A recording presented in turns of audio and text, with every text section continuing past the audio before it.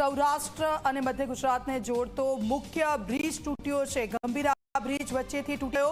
Truck અને tanker નદીમાં ખાબક્યા।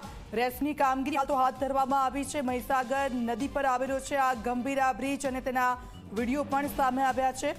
આણંદને છે આ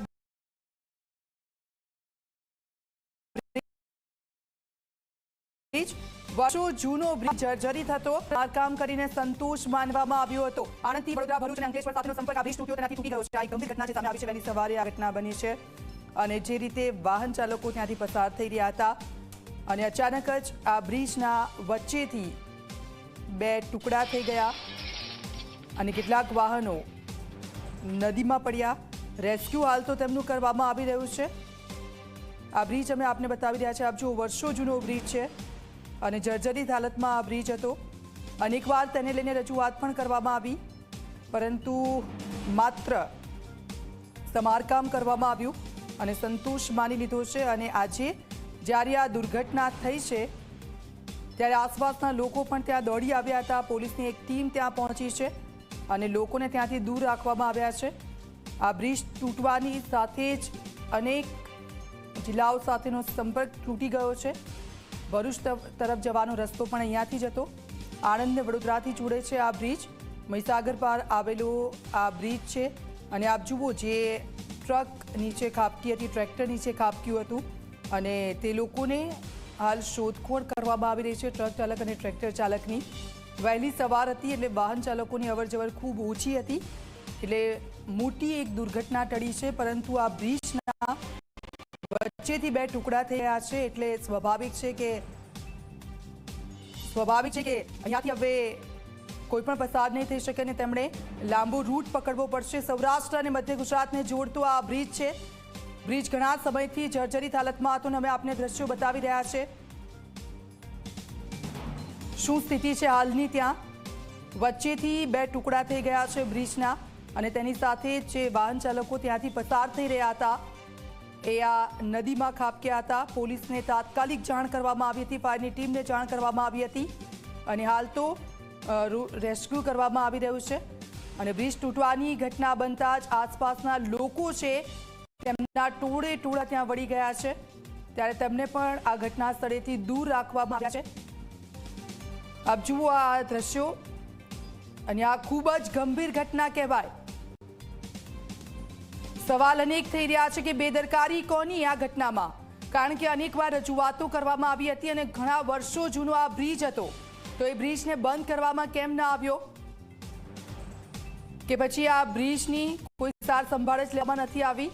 જર્જરિત હાલતમાં આ બ્રિજ હતો તો માત્ર ને માત્ર સમારકામ જ તેનું કરવામાં આવ્યું હતું। અનેક વાહન ચાલકો એ નદીમાં ખાબક્યા છે, પણ વહેલી સવાર હતી એટલે ખૂબ જ ઓછી અવરજવર હતી અને હાલ તો જે નદીમાં વાહનો નીચે પટકાયા છે તેમાંથી રેસ્ક્યુ કરવામાં આવી રહ્યું છે। હવે મારી કને લગભગ 1.5 કલાક પહેલા ફોન આવ્યો કે ભાઈ બ્રિજ જેવો તૂટ્યો ને એવો જ અમારા જે મારા કાકાના દીકરાના જેસીબી જે છે ને એના ડ્રાઈવરો ત્યાંથી આવે છે, એ બચી ગયા, આયરા તરત જ પડ્યો બ્રિજ પડ્યો એટલે તરત જ મારા કાકાના દીકરાએ મને ફોન કર્યો। અત્યારે લગભગ 4 ગાડી તો ઓલરેડી અંદર મોટી ગાડી પડેલી છે, બીજી નાની મોટી બી ગાડીઓ પડેલી છે। કદાચ ડ્રાઈવર તો એક્સપાયર થઈ ગયો, ગાડીમાં ઉપરથી દેખાય છે અને બીજા લોકો બી કદાચ મારા હિસાબ પ્રમાણે મરણ પામેલા છે।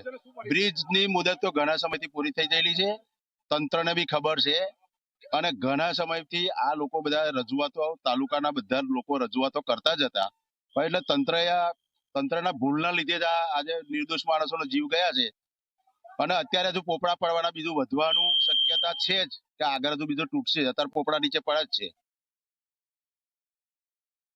ખરેખર આજે મુજપુર ગંભીરા જોડતો બ્રિજ છે તે મોતનો બ્રિજ આજે સાબિત થયો છે। તંત્રને વારંવાર રજૂઆત કરવા છતાંય આજે જે ઘટના બની છે તેની અંદર 4 થી વધુ વાહનો છે જે અંદર ધરાશાયી થયા છે અને કેટલાય મોત થયા છે અને તંત્રને કેટલી વાર રજૂઆત કરવા છતાંય આજે ખરેખર જે મોતનો બ્રિજ છે એ મોતના બ્રિજની અંદર કેટલાય અમારા ગામના અને આજુબાજુના અને જે રાહદારીઓ છે તેમને ઘણું નુકસાન અને કેટલાયના મોત થયા છે। મુજપુર બ્રિજ વચ્ચેથી ક્રેક થઈ ગયો છે, 3 થી 4 વ્હીકલ નીચે દટાયાની માહિતી છે। 3 માણસોને બિલકુલ સ્વસ્થ કાઢી લેવામાં આવ્યા છે. ડેડ બોડી કેટલા છે હજી સુધી જાણવા મળેલું નથી. પોલીસ, સરકારી તંત્ર તમામ 108 બધા ખડે પગે હાજર છે અને જે માણસો એમાં પીડિત છે એ તમામને બચાવવાની તાત્કાલિકની કોશિશ ચાલી રહી છે. જાહેર જનતા જો એટલો જ સંદેશ છે કે બ્રિજની આજુબાજુ કોઈ પણ ટોળા ના થાય અને શક્ય એટલી મદદ ના આવવા દે. નીચે 3 થી 4 વાહનની માહિતી છે. 4 વાહનના ટાયર સાથે દેખાઈ રહ્યા છે. કદાચ અંદર ગરકાવ થઈ ગયું હોય તો ખબર નહીં, બાકી 4 વાહન દેખાઈ રહ્યા છે અત્યારે હાલ. તો આપજો 3 લોકોનું રેસ્ક્યુ કરવામાં આવ્યું છે, તેમને બહાર કાઢવામાં આવ્યા છે, પરંતુ સવાલો અનેક થઈ રહ્યા છે આ ઘટના બાદ કે આ ઘટના માટે જવાબદાર કોણ? બ્રિજની જાળવણીની જવાબદારી કોની બેદરકારીથી આ બ્રિજના 2 ભાગ થયા? કારણ કે વર્ષો જૂનો આ બ્રિજ હતો અને સ્થાનિકોનું એવું પણ કહેવું છે કે ઘણા સમયથી જર્જરિત હાલતમાં હતો. કોણ આપશે આ દુર્ઘટનાનો જવાબ? જવાબ આપવા માટે કોણ આવશે? ઘટના માટે જવાબદાર કોણ? કારણ કે આ ઘટનાની શું રાહ જોઈ રહ્યું હતું તંત્ર? અનેક સમયથી જર્જરિત હાલતમાં હતો આ બ્રિજ અને માત્ર તેમાં સમારકામ કરીને સંતોષ માની રહ્યું હતું તંત્ર. ત્યાંના લોકોએ પણ અનેકવાર રજૂઆત કરી હતી અને સ્થાનિકોનું તો એવું કહેવું છે કે આ બ્રિજ ઘણા સમયથી તેની મુદત જ પૂરી થઈ ગઈ હતી અને તેમ છતાં પણ આ બ્રિજ પરથી લોકો પસાર થઈ રહ્યા હતા. તો તંત્ર તરફથી કોઈ બેરિકેટિંગ લગાવવામાં નથી આવ્યા, કોઈ એવી ચેતવણી પણ લગાવવામાં નથી આવી, એટલે એ લોકોને કંઈ જાણ જ નથી આ બ્રિજ અંગે. અને હવે જ્યારે આ બ્રિજ તૂટવાની ઘટના બની છે ત્યારે હવે તંત્ર જાગશે, જાણે કે રાહ જોઈને બેઠું હોય કે આવી કોઈ દુર્ઘટના બને અને ત્યાર પછી અલગ અલગ જે બ્રિજો છે એ બ્રિજ છે તેને તપાસ કરવામાં આવશે. તે કેટલા જૂના બ્રિજ છે તેના અંગે પણ તે લોકો જાણકારી મેળવશે.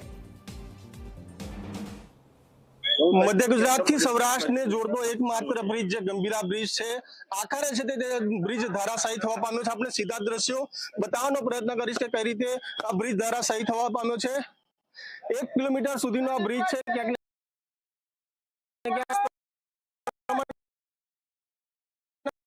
જે સ્થિતિ મળી રહી છે, વાહન પણ ક્યાંક ને ક્યાંક જોવા જઈએ તો વાહનની પણ હાલ છે ક્યાંક ને ક્યાંક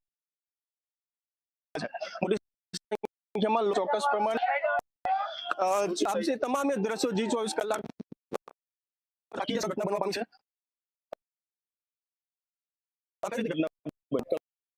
કલાક પહેલા ફોન આવ્યો, તૂટ્યો તરત ફોન આવ્યો પણ બ્રિજ તૂટી ગયો છે એટલે મેં સીધો અહીંયા આવ્યો અને તંત્રને બધાને જાણકારી દીધી છે. બંને એમને ફોન કરી દીધા છે અને એમને આવવા માટે અહીંયા નીકળી જાય એની વ્યવસ્થા કરવા માટે નુકસાન કયા પ્રકારનું? નુકસાન લગભગ 4 ગાડી મારા અંદાજ પ્રમાણે અંદર ટ્રકો પડી છે, બીજી ગાડીઓ છે દેખાતી છે ને, પણ લગભગ મરણ આંકડો બી ખાસો વધારે છે. મરણ આંકડો પણ વધારે છે. હા, તો ટ્રકમાં મરેલો દેખાય છે સીધો જ આપણને. ચોક્કસ ડ્રાઈવર અને બીજા નીચે બહુ ચાલી રહી છે. હવે આવવાવાળાને એની અમે વ્યવસ્થાઓ કરી રહ્યા છે. બચે એટલું અમે મહેનત કરી રહ્યા છે. ચોક્કસ થી તમામ દ્રશ્યો છે તે હાલ ફરી એકવાર આપણે બતાવવાનો પ્રયત્ન કરીશ કે અંદરના ભાગ છે હાલ કેટલાક વાહનો છે તે ખાપ્યા છે અને વાહનો આ તમામ દ્રશ્યો છે G 24 કલાક પર એક્સક્લુઝિવ જોઈ શકો છો કે સ્થિતિ હાલ જોવા મળી રહી છે અને હાલ ચોક્કસ પ્રમાણે સ્થિતિ જોવા મળી રહી છે, જેમાં હાલ છે તે સરકારના જણાવ્યા અનુસાર કેટલાક લોકો અંદર હોવાની હાલ વાત સામે આવી રહી છે. ચોક્કસ ઘટનામાં જોવા જઈએ તો એક મોટી છે તે દુર્ગમમાં એ પ્રકારની સ્થિતિ મળી રહી છે. કેમેરામેન સંતોષ માલી સાથે મિતેશ માલી, પાદરા. બેદરકારી કોની તે તો હાલ થઈ જ રહ્યો છે, પરંતુ ઘણા સમયથી જર્જરિત હાલતમાં બ્રિજ સમારકામ કેમ વારંવાર કરવામાં આવતું હતું? આ દ્રશ્યો છે તેમનું રેસ્ક્યુ કરવામાં આવ્યું છે. કે વાહન ચાલકો છે તે ખાબક્યા છે, મોટા વાહનો ટ્રેક્ટરો છે તે 3 થી 4 નીચે નદીમાં પડ્યા છે. લોકોના મોતની શક્યતા અહીંયા દેખાઈ રહી છે. રેસ્ક્યુ કરીને આવી રહી છે જે વાહન ચાલક પટકાયા છે, પાણીમાં પડ્યા છે, તે લોકોની શોધખોળ હાલ તો કરવામાં આવી રહી છે. સ્થાનિકોને એવું કે અનેકવાર રજૂઆત કરવામાં આવી હતી આ બ્રિજને લઈને, તેમ છતાં પણ કોઈ કામગીરી કરવામાં નથી આવી. સૌરાષ્ટ્ર મધ્ય ગુજરાતની જોડતો એક જ બ્રિજ છે ગંભીરા બ્રિજ છે હાલ ધરાશાયી થવા પામ્યો છે. ખાસ કરીને મોટી દુર્ઘટના વડોદરા જિલ્લા પામી છે. 1 કિલોમીટર લાંબો બ્રિજ છે. ચોક્કસ પ્રમાણે આપણે સીધા દ્રશ્ય બતાવવાનો પ્રયત્ન કરી શકો છો.